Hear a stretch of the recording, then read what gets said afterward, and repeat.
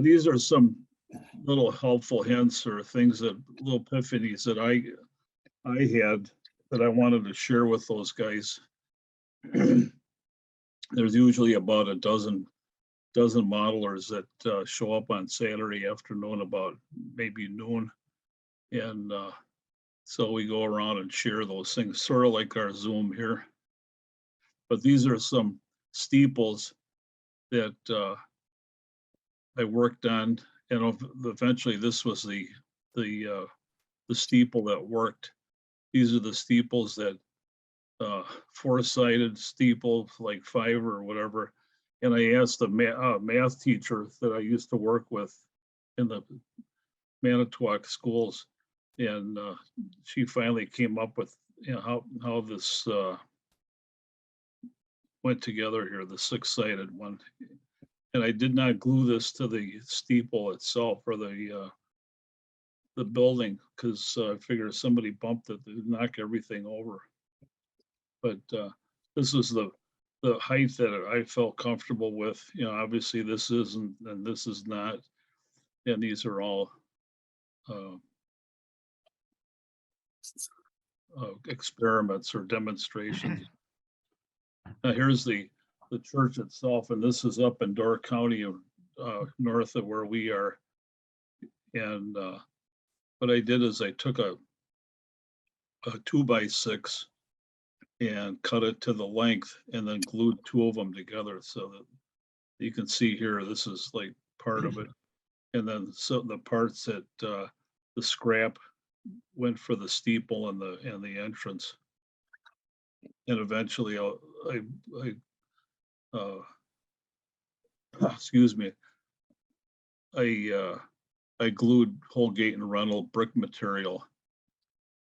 But before I did that, I drilled, I got a spade bit and drilled holes where the windows would be.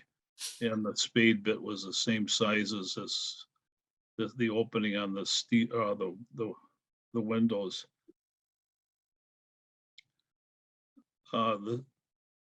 When I went to measure this thing, I made a sketch of it, and my wife was kind enough to tag along and made an afternoon of it.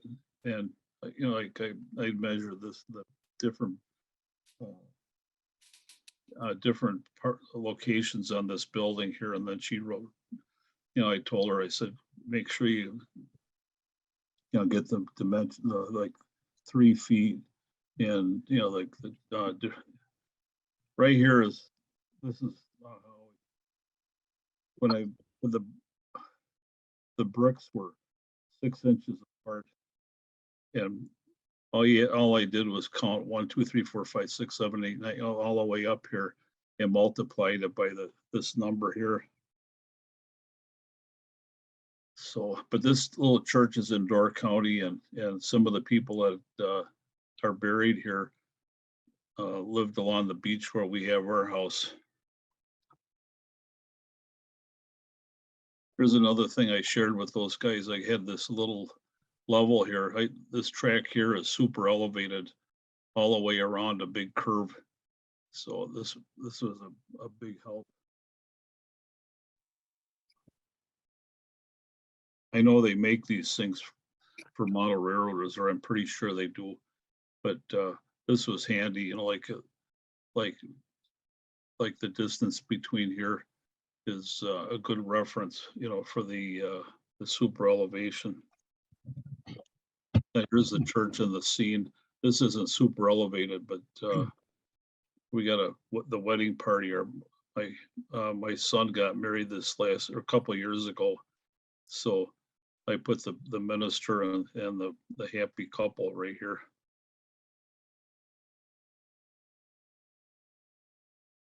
If anybody's got any questions or comments, please share.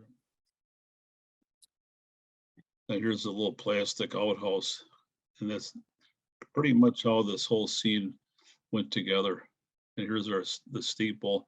There's a little bell that I robbed out of another kit. And there were no this whole scene, there was no railroad in here. but it was just too good to pass up. My aunt saw this and she looked at the track and she looked at the church and she looked, Richie, I didn't know there was a railroad that went past the church. I said, really? I thought, well, I could have sworn there was. But it was very flattering when she made that error. This is a work train. I've got spikes in here. Let's see. There's spikes and a 3-point track gauge. I've got two work trains. This one with code 83 track gauge and another one with code 70 track gauge.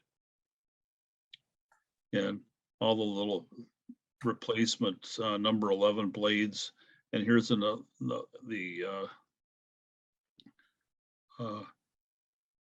level. I don't know if this was made for model railroading, but it has, you know, it's a nice square. You can just set it right on here. Let's see what else here. Hey, Rich, Go ahead. I'd like to comment on the level. At hardware stores, they have a round level. Uh-huh. I bought several of them, and it can tell you exactly which way whether you're, because it's round, it tells you exactly what the problems are, or if it's level. I really think they are superior to all the others. That's great. Yeah. They got a name for them, but I can't think what it is. Anybody? Yeah, I don't know the name of it, but Tom Stathis loaned me one when I was installing my turntable, and it worked great for that. I may have either got it from him or he got it from me, because one of the two of us found it originally. Yeah, and I got some little, this looks, I think this is like one of those spring wires holders, you know, like for Alligator clip or something. alligator. I use that for a hill holder when the track is being worked on. Let's see. And here's a Cato elevator, and these are all just simply pictures that were glued to like a heavier cardboard. Now I plan on making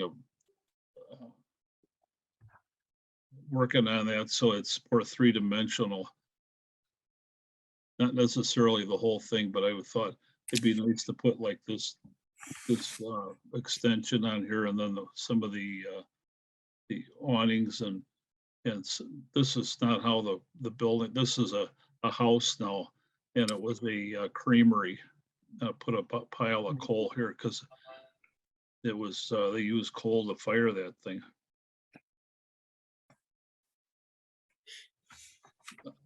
There's the engine I scratch built not long ago, and so I took a picture, printed it in black and white, and put it on a clipboard.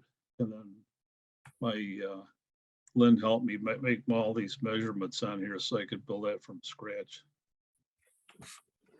Actually, somebody said, "Would you write on there?" I said, "No, I didn't." It would be a nasty graffiti writing all those numbers on there, but I can just imagine the guys in the Model Railroad Club coming out and seeing all these numbers on there. What in the heck is going on now? So, but this is a little 2-foot gauge that ran in a limestone quarry. They call it, or a clay pit, and they call it so.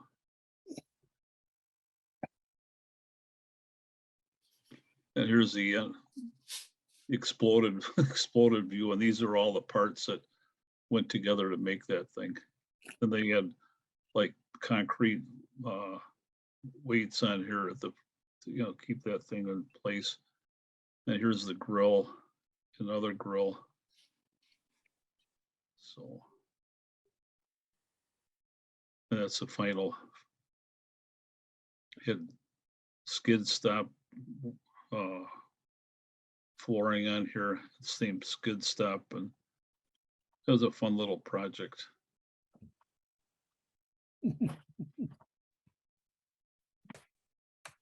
No. Concern, this was on a Stanton Drive. And then to bolt the Stanton Drive to the rest of the locomotive, it had to be bolted on there. And this is the problem with bolting it on there from the inside there. How do you know, who's got small enough fingertips to reach in there to turn that? You know, certainly a wrench would not do it. So where was it? This is my wrench. I went over to the hardware store and got some plastic tube and pushed that nut on there with a washer. And boy, that worked like a charm.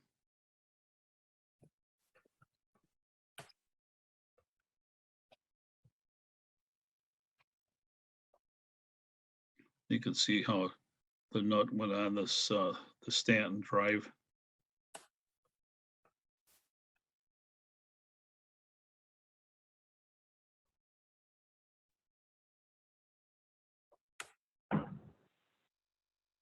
Now, am I going to get a decoder in there? I kind of doubt it.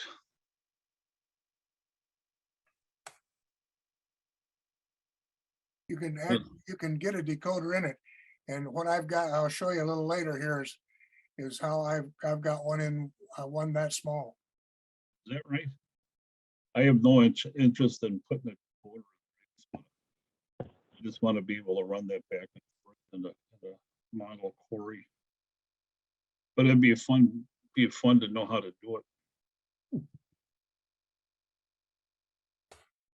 Here's another suggestion I made for the guys at the model railroad or the hobby shop to make 3-ring binders for all the different projects here, the 2 rivers, and different towns they model and whatnot. But I got these, you know, like when I was teaching, one of the dads came in, Mr. Hankey, do you need some 3-ring binders? And I sure did.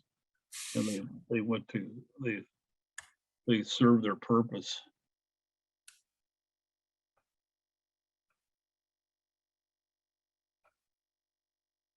This is another thing I wanted to share with the hobby shop bunch. I wanted the windows on the Cleveland Co-op to wrap her all the way around. So I just simply took a piece of styrene, clear styrene, and scribed along the different, you know, like where the windows were, the mullions, and then just scribed along here and bent it so that it had this shape right here. Also, this is the inside of the Ace Hardware in Manitowoc. I went in there and I said, hey, can I take a picture of your display here? And they kind of looked puzzled. What in the world you want that for? And I'm sure we've all heard that from time to time. Well, I got a nice picture and then I got that around and made a nice little display. And then these are like 1x2s or 1x1s or whatever, the smallest styrene strips I could get, painted it silver, excuse me, and then glued it right on here so that it looked like aluminum, or like the you know how that would look if it was inside there. Now here's that church again. I used before I glued it together or glued anything on there, I made sure that everything was drawn out so that you know, this is like a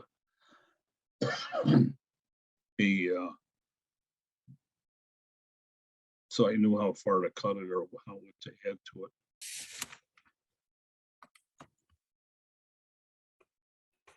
Now here's the material. This is actually, it wasn't Holgate, or it was Holgate and Reynolds, and I had about 4 sheets of Holgate and Reynolds. And every once in a while, somebody in the area will say, hey, Rich, can I borrow some of that Holgate and Reynolds? Well, they don't make it anymore. So I always tell everybody I'm more than willing to share stuff, but I'm not going to share my Holgate and Reynolds material.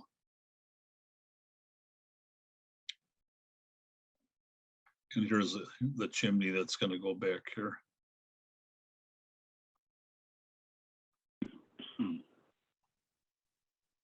Let's see, there's more.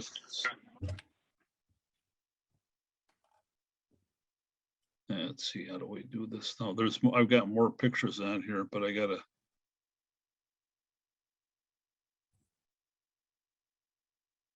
All right, go ahead and go up to the upper right-hand corner of the screen. There's an X there. Right here. Yeah, hit close. Okay, that's good. Thank you. Every And time I now- do this, I learn a little bit, and it's like. Take a Now minute. you see where it says photos for PowerPoint? Up higher. A little higher. Oh, There here. you go. Click on that. Well, I'm just gonna do, just kind of click through these guys here. Oh, okay, never mind. And there's a couple, now in terms of the guys at the hobby shop, there, a lot of them are just learning. And I wanted to share some things like, these are the little tiny magnets you can get at Home Depot. And make them in all different sizes, and but I think they're rare earth, because boy, do they hang on.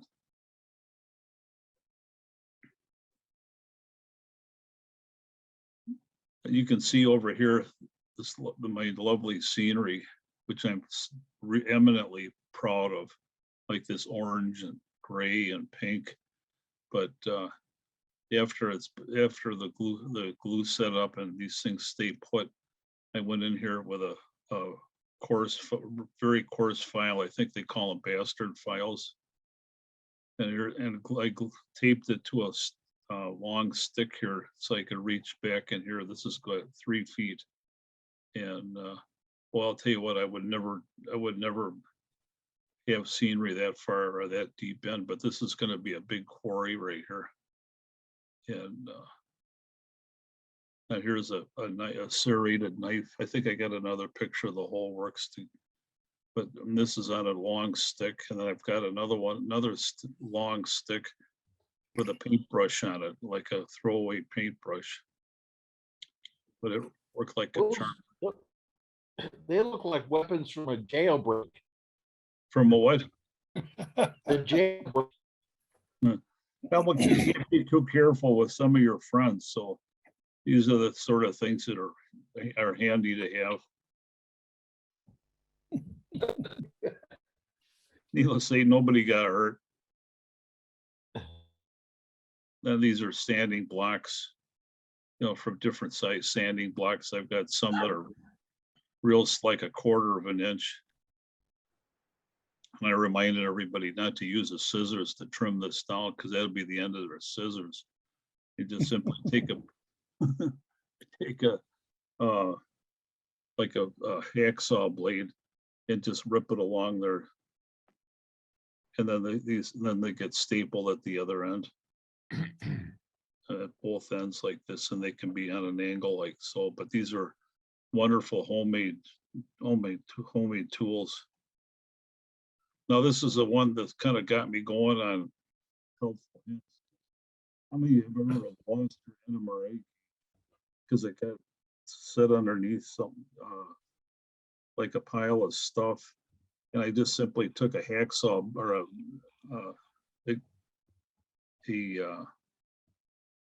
razor saw and cut down about this deep, and then lay the NMRA gauge in there, and then they could go right in the bottom of the gondola, and it's nice because it sticks up high enough so you don't forget where it is.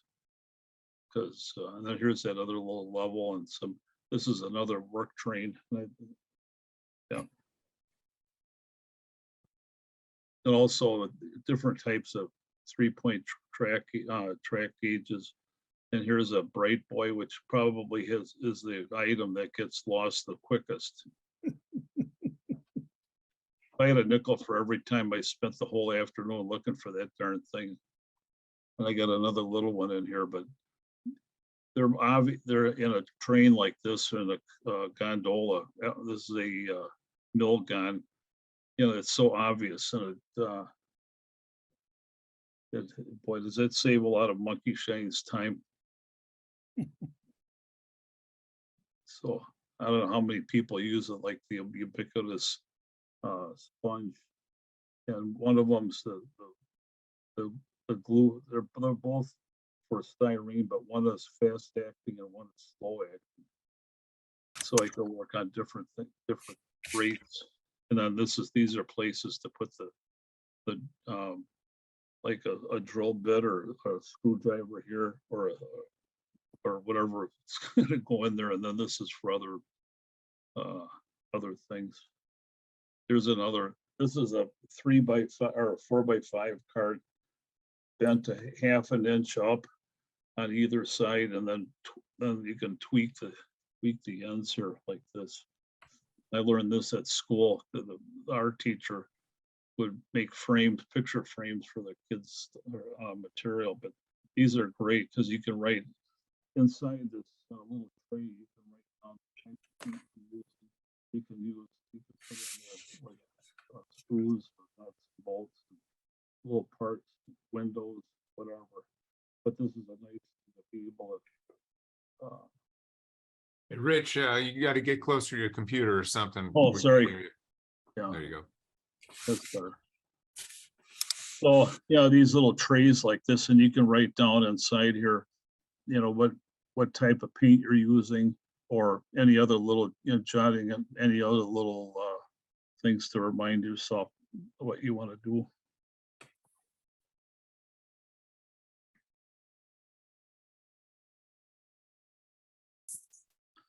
This is a work tray, and I can work on a project. Like I've got 3 of these things, and if I get a notion, I can just take it upstairs and look at TV and work on these guys here. But it corrals like the parts. Hey, Rich, Go ahead. I always get the cookie sheets that my wife gets rid of. Oh, yeah. Yeah, that's true. There's so many little things that can help a modeler kind of work through things. And this is a piece of paper, large sheet of paper, and write things on there. And test paint colors and whatnot. So I've got another one like this, and I've drilled holes along the back here so I can put different kinds of tools in there. Now here's the serrated knife for cutting styrofoam, and the coarse file, and then the brush for painting the backdrop, especially if you can't reach it. This is on the stick that goes like about maybe a 3-foot long stick. Now here's my buddy Fred Furcus, and he's demonstrating how to weather a car. So, and that's the last slide. I've got some more that are just.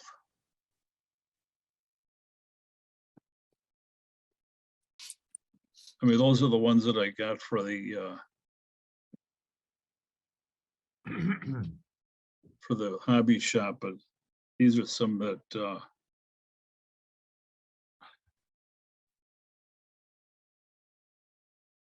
don't know if you're interested in seeing those.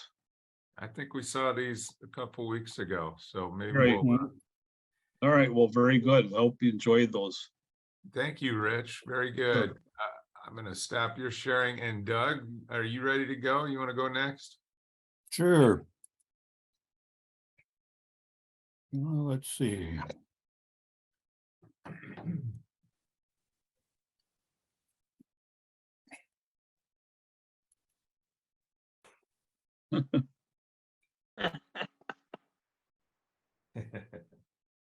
I've been doing a little work on the layout, and of course things get bumped and knocked over.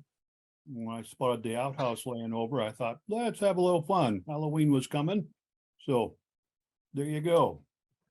But what I thought I'd share with you is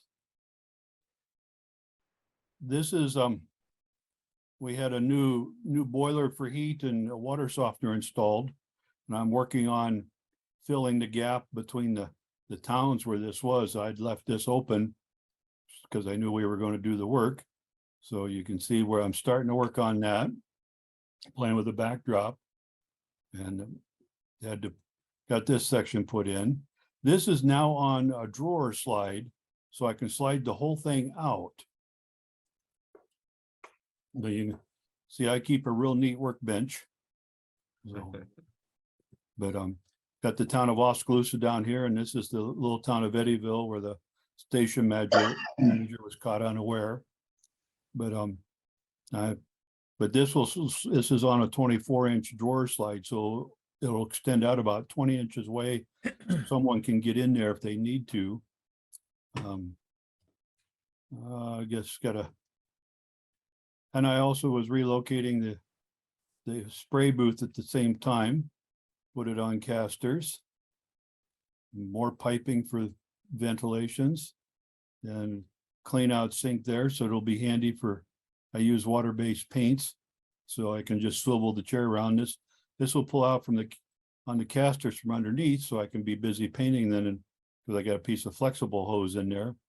And then I can just shove it underneath for op sessions or working on the layout. Hey, Doug, Yes, your hot water expansion tank, the red thing hanging from the ceiling, how old is that? oh, let's see, I gotta go back up here. Oh, I gotta get my cursor where it's supposed to be. I'm sorry. Still not working. Well, I don't need to see a picture. I just, don't let them go more than about 5 years. Well, see, that was just installed Oh, okay. in August. So it's not more than a month old. Okay, that's good. 5 years and that rubber starts to deteriorate. I found that out the hard way.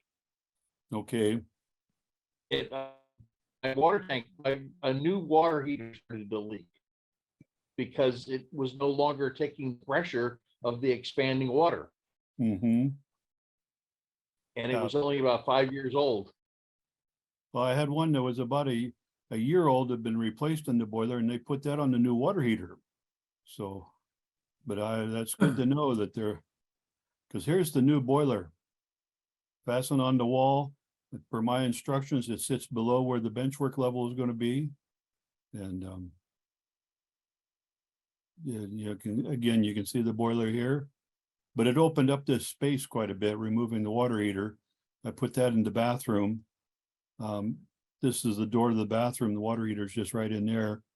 Of course, we got the clean out sink there. And let's see. I recently was helping a lady cleaning out a house that had been vacated by a model railroader, or actually his family had moved him out into a care center, and they had left a lot of stuff. And so this trestle is part of the collection. I wound up hauling three carloads or pickup loads out of the place. And this little trestle was in there, and I'm thinking that might work across the river here. And then this little building, I'd never seen one of these before. Took me a little while to track this down. It was labeled as our town school, and it's just interesting, but it just screams to me of International Harvester dealership. Because they all had this red chimney sticking out, built in the 40s and 50s. And I tracked it down, found out this was a kit from Aurora, model era. I had Aurora slot cars when I was a kid, so I'm familiar with the company. But this is the first International Harvester building built. They came up with the design in 45 and built the first building was in 47, and they just across the country. But you can see how this. So I'm going to put in an IH dealership with my Farmall tractors. I got to do a little kit bashing or something with this kit, but I thought it looked pretty nice. So, and that's all I've got. So I'll stop sharing, but just some projects that are coming along. We're still working on the railroad and doing some other things. If anybody needs some O-scale buildings, let me know, because I got a bunch of them in the garage right at the moment that came out of this house, even though he was an HO modeler. So.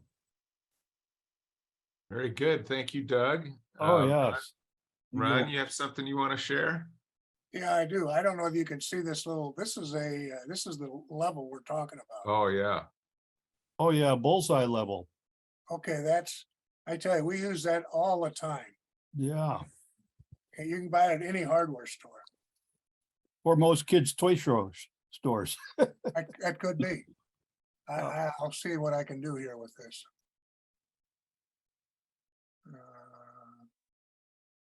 Hmm.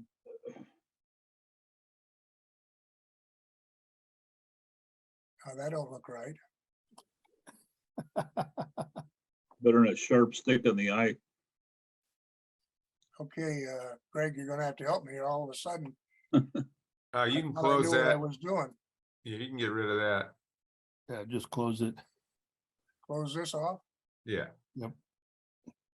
Oh, there we go.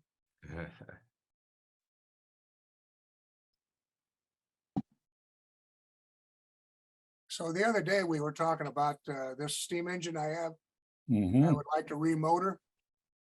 So I thought I would just share a few pictures with you so that maybe somebody has some ideas here. This, as you can see, it was originally an HO train company. It really is very close to the Northwestern 442 locomotive. And the cab of it just disintegrated. And I have a friend who took that disintegrated cab, he glued it together, and then he took and made a mold, and the cab now is Alumilite Mhm. with all the detail that was on there with rivet detail and all that. But anyway, back to the motor. You can see here, you can easily take an old Pitnam motor and put it in DC just by putting two insulating pieces in here. You don't have to worry about making the frame insulated from the frame of the locomotive. And of course, here is my red, the positive feed. And of course, all the wires go back to the tender where the decoder was. But the problem was I had one of these little red decoders in there and they're good only for 1 amp. And the problem is the motor itself will go up to a full amp. And the way I test it is I go DC, put my finger on the front of it so that it cannot move, turn it up to as high as it'll go, let it spin and see what the amperage is. Turns out this one is about 1 amp. And Mhm. since the decoder is registered as 1 amp, it burned up. But Digitrax does have an 1.5 amps, and that may be where it's going to go because I'll show you the problems. You see the area here, this goes how it slants down. This gets really narrow. And the original motor fit way up to here. That allowed it for the worm gear to properly connect to the regular gear. So you see how narrow the front of that Mhm. motor was. And I don't know about whether we can find can motors that narrow or not. So I have a nice DC can motor, but you see how I can't get it down into that area there. So therefore, the shaft is short and it's too high off the gear. Start grinding. No, this will absolutely disintegrate if I touch it with anything. Oh, well, So I mean, I literally have to find some kind of motor that'll go into this saddle. can you, Ron, can you raise it up and slide it forward on a new pad? And have the cab still fit? Well, what you're saying, I think, is that you raise the back end up, which No, the whole thing. yeah. Yeah, By just, raising the back end up, the front end goes down, and hopefully the gears match, and therefore it can be set back further. The problem is this is just now a little bit too short. It needs to be about here. So The but- worm itself, how long is the worm? well, let me go back and let's see if I can go backwards here. You can see it's not all that big. It's a metal worm and a metal gear. Can Right. you grind out No, that? that's, Can you grind out the area on the chassis and make more room? No, this is because of the way the cab disintegrated. I don't dare touch this or it'll disintegrate Okay, also. yeah. I think I've got to come up with one or two answers here. The other answer, what you just said was, is you put a pad back here, which will tip the motor up, and so that it'll engage down here. Sagami also made an open frame motor the model die casting was using in some of their locomotives that looked very much like the Pittman motor you had there, but it was But a lot smaller. less. It was a lot less at amperage. Well, that would be great. You know, They I'm use that fine with- motor in their narrow gauge engines. Yes, and in their shade. So, Okay, I'm fine with a Yeah. half amp. yeah, it was, yeah, it only draws about half amp because I've got one. So, I should that's look it. at that and see what they have. The question there is where do you buy them at? a Sagami eBay is about the only place you're gonna find one of those anymore. Yeah, I have purchased some stuff for repairs off eBay. Sometimes it works fine. Or you find somebody like me who's got one stashed away. There's and a not nice- using it. Okay, I'll change the subject here. There's a nice 7-pole 2-wound motor. Okay, you're cutting out a little bit. Maybe tomorrow you can send me some information. Yeah, I will. Okay, so in Kallenbach made a magazine, I think it was called Model Trains or Model Railroad, whatever it was. This goes back into the 50s. And they had a 13-page article on details for steam engines. I only brought up the one page. I've scanned them all. If anybody is interested, I would be glad to share it. It has all kinds of details back in the days when people were doing that. And a lot of that, the way people did it then, we forgot about. That'd be great to have. Yeah, John Swanson also did a series on railroad model craftsman in the late 70s, early 80s with the model die casting steam engines and how to just tune them up and make them run better and also detail them. So I was down at Collinsville and I came across this guy with you guys in Iowa may know him. The Iowa scaled engineering, Yeah, yep. Scaled engineering. Yep, And Scott this- Thornton is a part of that project, so. Okay, well, this thing is, I'll tell you, it's about as big as your fingernail on your little finger. And it's just about 3 times as thick. It is an extremely small stay alive. So I emailed them and I said, but how in the world do I connect it up? And they got back to me, I guess it was yesterday. And so this is the locomotive that goes in.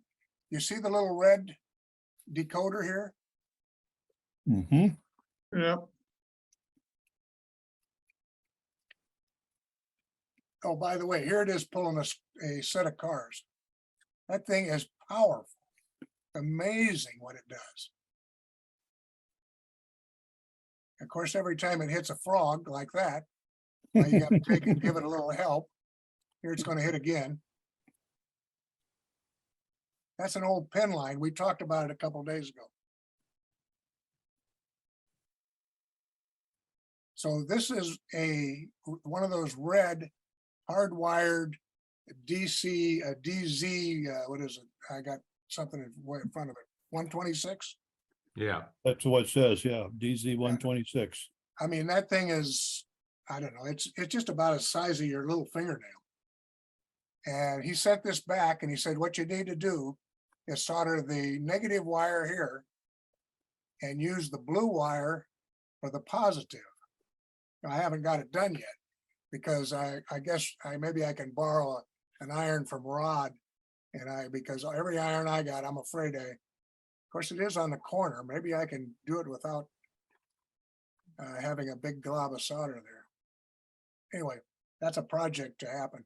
So Ron, is the idea that you would disconnect the blue wire and wire it to the keep alive? Well, it turns out in that little pen line locomotive, that little critter there, it's so difficult to put lights in it that I have not used the blue wire because that's your common on your lights. Okay. So it's not in use. So I'll just use it for the. Oh, I standby. see. Okay. I am kind of curious now. I see I cut that red shrink wrap off, Yeah. and it seems different than the shrink wrap we normally get, which appears to be more of a rubbery. And I don't know whether I can just put black shrink wrap back on that or not. I guess that's what I'm going to try. Yeah, I think that'd be fine.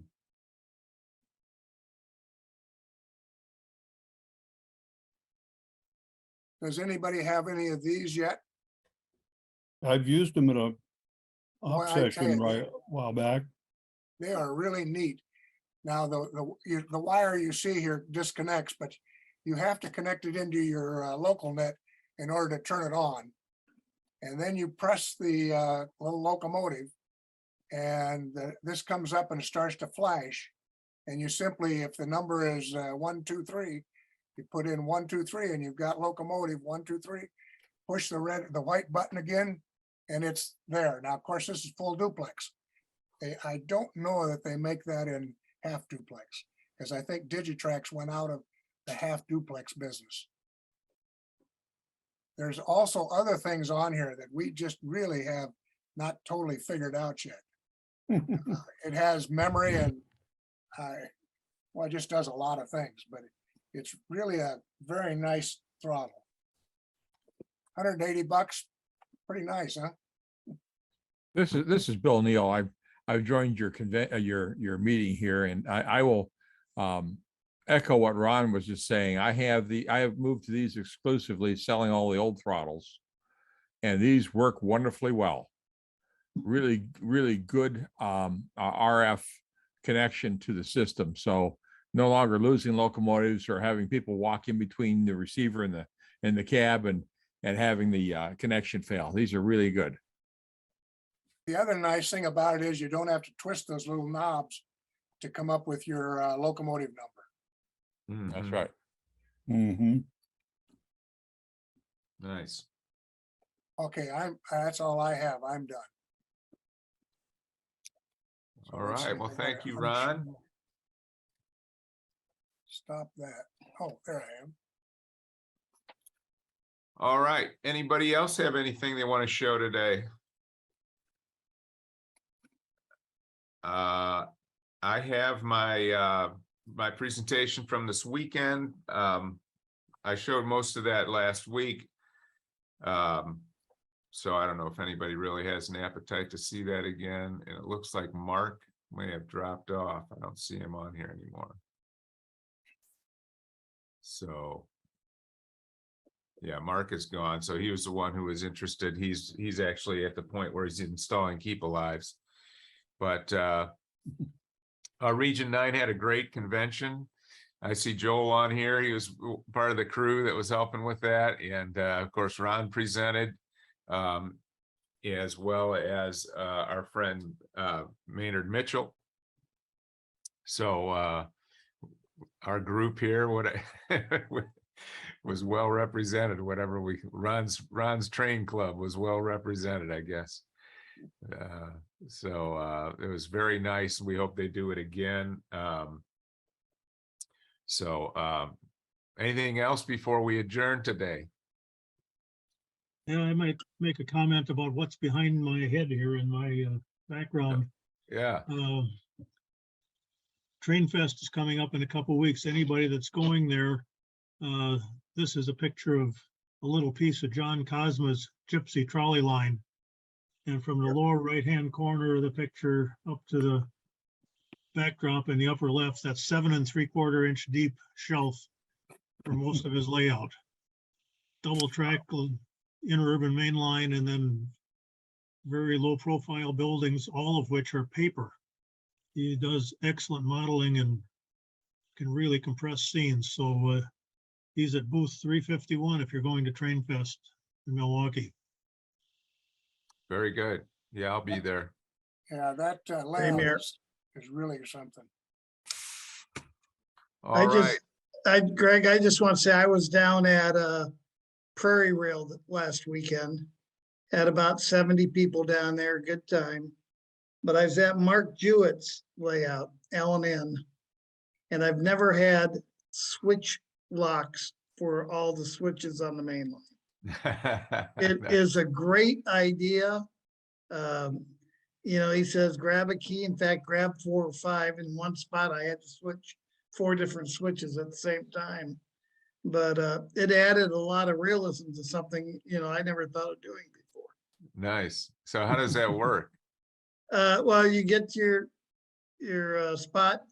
It's a little key like for a small money box or something. Yeah, like a It's jewelry those box round or something. ones with the little Mhm. knob on it. Push it in, turn it, wait for the light to stop flashing, takes about a minute. Then you can flip your switch. Huh, So it's nice. like being out on the main line. Yeah, that's a good idea. So it was an interesting topic. I Very also cool. ran on near Buffalo and Pittsburgh by John Percy. Beautiful layout, but I cannot read the numbers in N scale. I'm gonna have to start taking magnifying glasses or reading glasses with me. Yeah. My normal Yeah. ones couldn't do it. You have to wear your Optivisor. Yeah, good time for everybody there this weekend, so. Very good. Very good.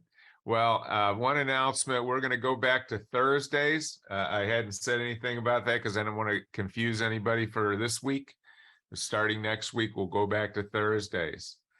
So that'll work out better for my schedule, and hopefully it's what we were accustomed to, I think. So hopefully that'll be convenient for everybody else too. All right. Anything else tonight? Very good. Well, thanks everybody for joining. Thanks, Rich and Doug and Ron for presenting. And we will see you guys all next Thursday. Good week. Good. Sounds good. Thank you. Good night, everybody.